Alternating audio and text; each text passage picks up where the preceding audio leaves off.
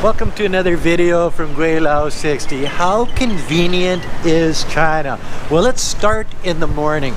Well, Wei Fong and I never ever eat breakfast at home in China. Why? Because we can go out and for breakfast soup, pork, beef, chicken, duck, whatever type of noodle soup you want, hot or cold, doesn't matter. A buck. If you go to the wet market and go buy yourself the noodles and the meat and you make it, it's not going to be as good as the guys can make in these noodle soup restaurants in the morning, and it's going to be more expensive. So for a buck, go out and eat your noodle soup. But it's not just that.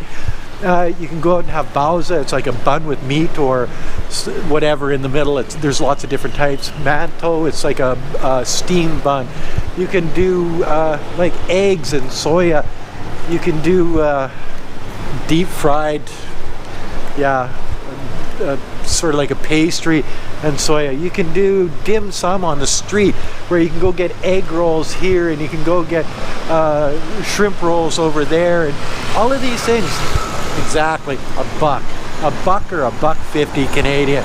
So how convenient is that? You know, and it's not just walking right over. And it's not just that it's inexpensive. It's like they're everywhere. Like you can literally go downstairs in your apartment complex, walk 20 feet, and you're at one of these restaurants. Exactly. So it's so convenient. It's super convenient, and that's one of the things I love most about China, is going out in the morning and getting breakfast, just for the fact that it gets you up and out of the house, instead of being like a lazy ass person in the West, where you get up and you make breakfast, you have a cup of coffee, you sit there and you don't do anything. In China, we get up, we go outside, we have breakfast, and now we're out and about and doing things. Then after you've done your breakfast, you're thinking, oh, what am I going to eat for dinner? What am I going to eat for supper? So you go to the wet market. Yeah, a lot of talk about wet markets lately. You go to the wet market and you get your fresh fruits and your fresh vegetables that come right off the farms, into the trucks, into the city. And this stuff is fresh. I'm telling you. The meat is chickens, ducks, and pigs, goats. Yes, they're slaughtered right in the wet market. So the food that you get there is super fresh. I've bought pork in the wet market where it's still twitching. Yes, and it was like warm to the touch. This freaks some people out, but not me. I grew up in a smaller farming community, so sort of used to it. I want to run over here. But you get the beef. They don't slaughter them in the wet market because those suckers are too big, and it's not really cattle that you're eating in China. That's water buffalo, guys. Yes, so it's a lot leaner, not as much fat, not as good as the Western cattle, or the Australian, American, Canadian. You know what I mean? But the convenience of going to a wet market is that everything is there, from fish to your meats, your veggies, your fruits, everything is in one spot, and it's so inexpensive as compared to the supermarkets. You can go to the supermarket, you can pay twice as much, you can get older vegetables, older fruit, you can get meat that's being packaged who knows when or where type thing.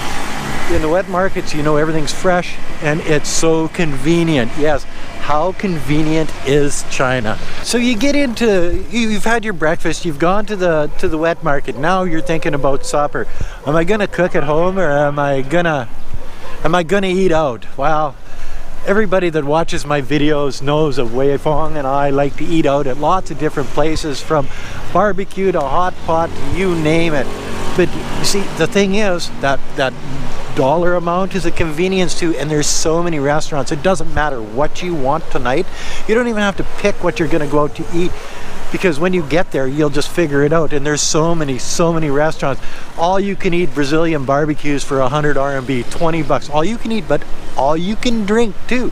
You can go to high-end hot pot places and spend a couple hundred RMB, maybe 40 bucks for a group of 4 people, and eat all you can eat all night long. How convenient is that? It's not just the fancy restaurants. It's not just the restaurants where it costs lots of money and you sit down at a nice table. There's so many low-end and medium-end restaurants in Nanning or anywhere in China.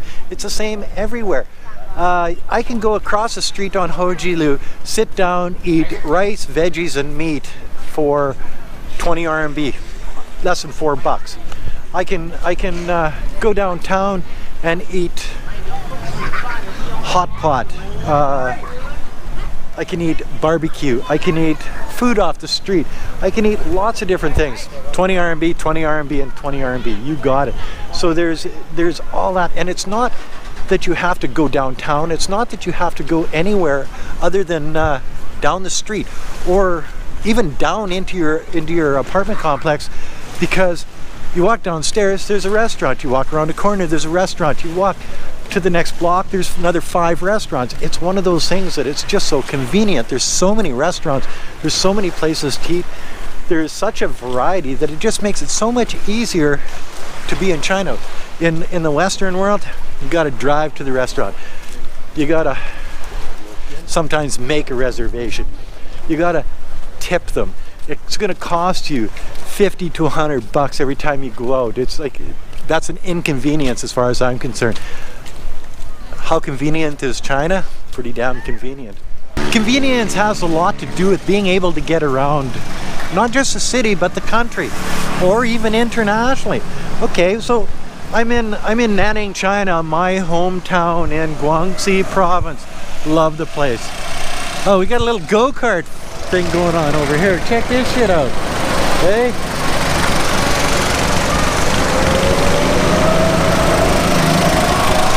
Looks like fun, but not my stick. Noisy. So how convenient is China for transportation? Well, I go out my front door and I walk to the end of my block where there's a subway station. I get on the subway and I go down to the center of the city, Chaoyang district. I know it's loud here, sorry. Cost me 35 cents Canadian, a couple RMB.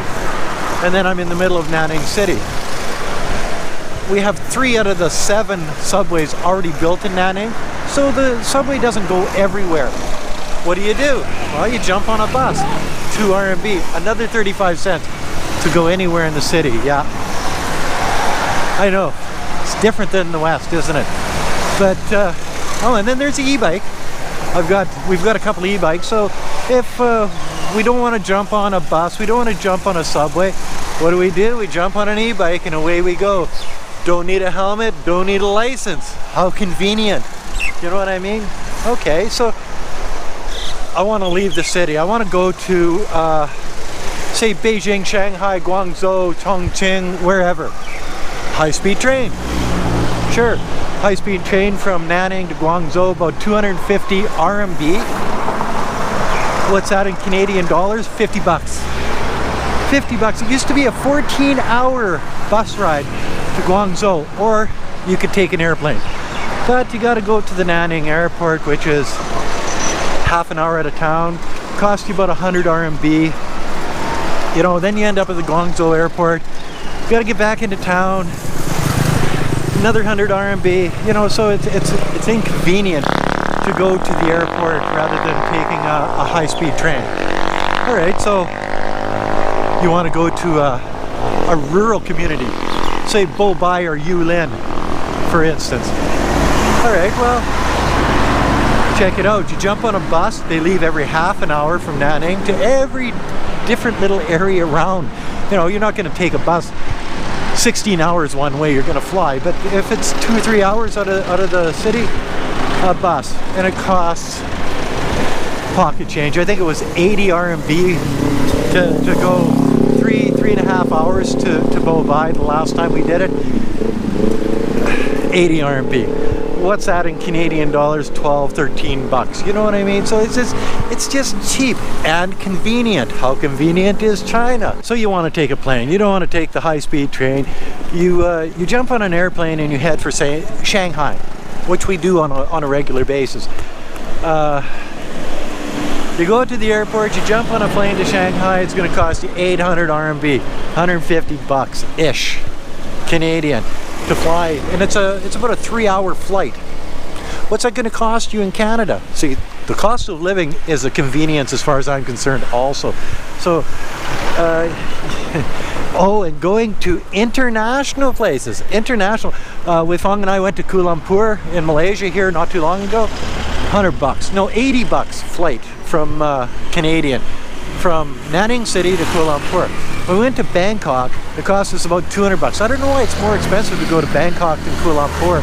Maybe they have tourist subsidies or whatever. Really don't care. But the idea is that we jump on an airplane in Nanning. 3 hours later, you're in KL, or a couple hours later, you're in Bangkok, and it costs you 100 or 200 bucks. You know what I mean? It's just, how convenient is that? How convenient living in southern China and traveling into every area of Southeast Asia. It's just one of those things that it's so convenient. So your air conditioner breaks down or your TV goes on the fritz. What do? You call a repairman. He comes and he fixes it. Yes, they come right to your door and they fix it for 100 RMB or 200 RMB, you know, 20 or 40 bucks. You don't have to take it down.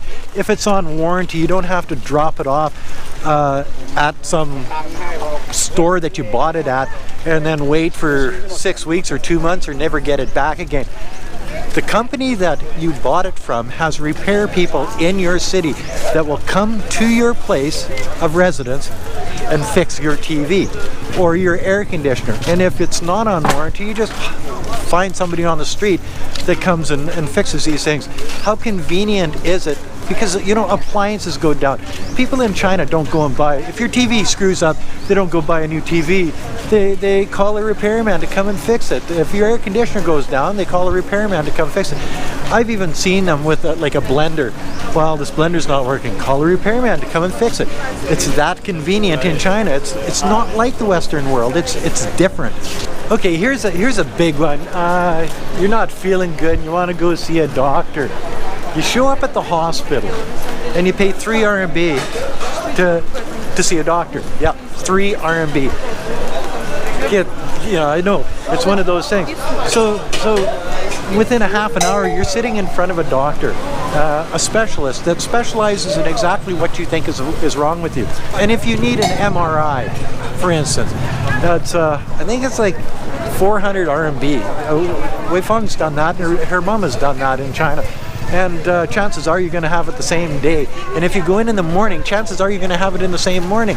It's inexpensive to go to the doctor in China. It's inexpensive to get all of the tests done in China that you need done. It's convenient. It's one of those things. China is the most convenient place that I have ever seen to live. This is one of the main draws for me, because if I want my breakfast soup, I want my wet market, I want my supper with all you can eat, I want to travel, I want to be able to go around the city inexpensively, or around the country, or even around Southeast Asia inexpensively. China's a place to be. If I want to go to the doctor, if my air conditioner breaks down, all of these things that make China one of the most convenient places to live is one of the great draws that I see in living in southern China. And that's another video from Gweilo 60. If you like this video, as always, like, comment, subscribe, push that share button. Thanks for watching. Bye now. One last thing, never forget to put a couple of bucks on the children's Patreon account. It's for a good cause, for poor rural Chinese children. A couple bucks ain't gonna hurt you. Make me proud. Oh, and it's at 2 minutes and 8 minutes of each of my videos. A little card comes shooting out. Make me proud. Help the children. Support the children. That's a direct link to the Patreon account. Put a couple bucks on that puppy and make me proud. Thanks for watching. Bye now.